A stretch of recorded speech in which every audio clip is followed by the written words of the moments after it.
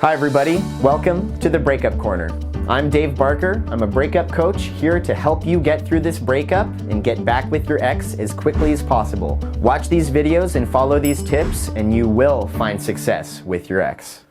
Let's talk about no contact. This is the idea that you can get your ex back by cutting all contact with them for a period of time after your breakup. People have a lot to say about this idea. Some say that it works like magic, melting your ex's heart and making them come run back to you overnight. Other people say it's a waste of time, or even that it pushes your ex away and makes them move on. Well, the truth is that no contact is neither of these things. It isn't an overnight fix, and it won't win back an ex who's already moved on and found happiness somewhere else. But it does work in most cases, because it's the best way to set yourself up for success when the time comes to reconnect with your ex. Know that you can't rely on no contact alone to get your ex back, but it does work wonders because it has advantages that no other method has. For example, it's really the only way to make your ex miss you, but more on that later. For now, just know that you will have to work hard to make this happen. Now let's answer the questions I get most often when it comes to no contact. The first question is, how do I use no contact with my ex?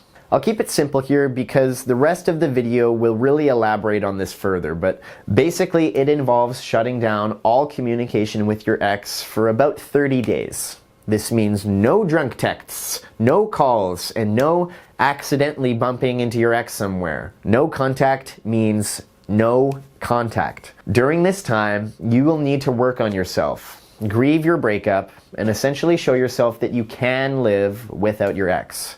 This mindset will be essential to getting them back. At the same time, because you made the choice to go no contact, your ex is going to be missing you like crazy.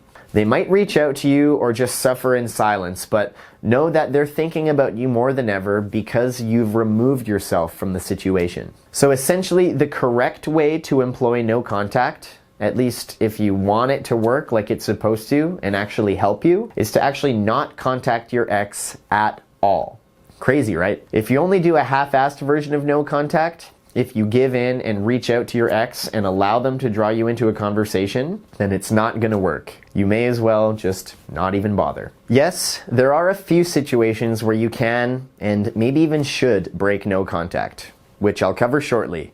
But generally speaking, you really have to stay disciplined and avoid any communication with your ex during the no contact period. At least 90% of people who fail to get their ex back ignore this advice, and they don't improperly employ no contact. And shockingly, it doesn't work if you don't do it the right way. But that raises another small question that I wanted to cover here just real quick. Many people get caught up in the process of going no contact with their ex. They want to know, how do I get started with no contact? Should I tell my ex that it's happening? Well, first off, no, you should not tell your ex that you're planning to go no contact with them. This erases most, if not all, of the benefits to going no contact in the first place. This is because it kind of telegraphs your intention to get them back. Either that, or it tells your ex that you're fully gone for good and they have no chance with you anymore. This can stir up drama with your ex and actually push them further away. So skip this step and just disappear from their life one day. Of course, if your ex keeps reaching out to you to ask what's happening and they seem upset or confused, then you can let them know that you're busy and that you're focused on moving on. Do not tell them that you're going to be back in a month or that you still love them and care about them and still want them back. Keep it short and simple. This should be the extent of this conversation.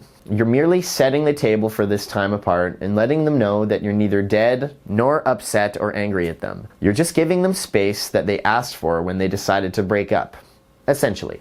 All right, moving on to the next question.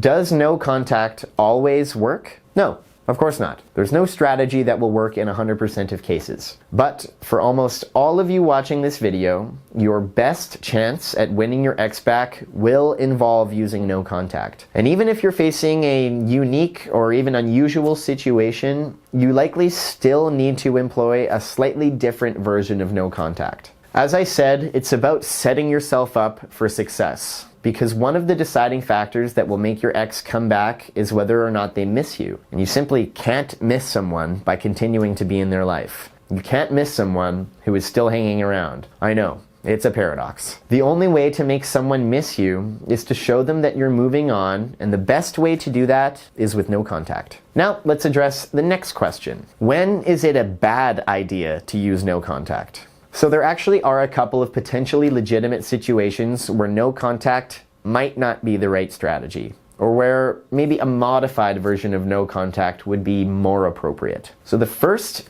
is when you broke up with your ex more than 6 months ago. In many cases, if it's been a really long time since the initial breakup, no contact won't be necessary unless you've been talking to your ex frequently since then. The second reason is when you still live with your ex or work at the same office or you have children together. Most of the time, situations like these require a modified version of the no contact technique. So basically, in these situations, you're going to need to have some minimal contact with your ex, and you shouldn't just ignore them or risk making things worse. In these situations, you'll need to keep your distance, but be willing to communicate when it's absolutely necessary. There's more to it than that, but basically that's modified no contact in a nutshell. The third is when your ex won't stop talking to you and or when they become angry or resentful about your lack of replies. Now, at first, you want to ignore your ex's attempts to reach out during no contact. But very occasionally, an ex might start getting actually angry that you keep ignoring their messages. And at that point, it's probably best to break no contact, as I mentioned before. So this situation is pretty rare, and it also ties into the final reason you might not want to use the no contact method. The fourth situation is when your ex says that they want to get back together or asks you to take them back. This definitely does happen from time to time.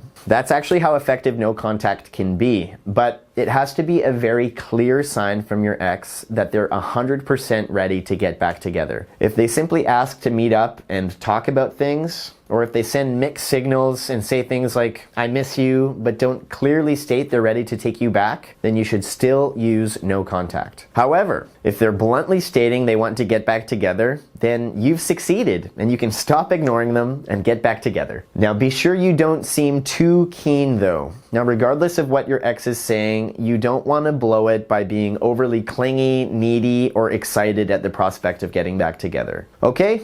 Those are the situations where no contact isn't necessarily the best strategy to use. But let's move on to another question I get asked a lot, which is, what mistakes do people usually make during no contact? Now, this is an important topic that I want to quickly cover because a lot of time people make two key mistakes when using no contact. And both of these things will make it useless and unlikely to get your ex back. The first mistake, and one I see people make all of the time, unfortunately, and that's to cave in too quickly and fail to actually stick to it for the full 30 days. Now, there's rarely a good reason to break no contact, and you need to have faith and really employ it properly if you want it to work. The second mistake that many people make is failing to properly set the stage before the no contact period. Now, in most cases, this won't be necessary, but in cases where you've already begged and pleaded with your ex or made other mistakes since breaking up, it's necessary to send a quick apology to your ex before you shut down lines of communication. Or you may need to start no contact a bit more slowly, reducing your contact over a period of a week or so, rather than just suddenly starting to ignore your ex cold turkey. Now, this won't apply to many of you watching right now,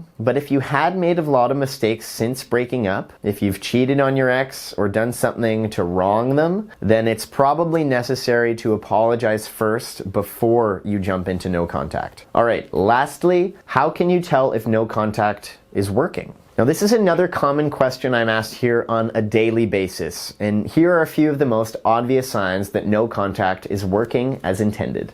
Your ex gives you mixed signals about you in the breakup. Your ex is reaching out far more often than they did before no contact. You learn from mutual friends that your ex is asking about you. Your ex is trying to make you jealous, and you feel more emotionally grounded and don't get emotional when thinking about your ex. Now again, this is just a quick summary of a few signs that indicate ignoring your ex is working the way it should. Don't be alarmed if you haven't seen any of these signs yet though. Sometimes this technique will be working perfectly, but your ex might just be peculiarly disciplined and not give in to their desire to reach out to you. Now, in those cases, you won't be able to determine how well it's working. You'll just have to have faith and know that you're using the best possible strategy. Thank you everyone for watching all the way to the end, and thank you for liking and subscribing. It really helps me out and keeps the lights on over here at the Breakup Corner. Are you doing no contact? I want to hear about it in the comments, along with any questions you might have about your specific situation. Thanks again,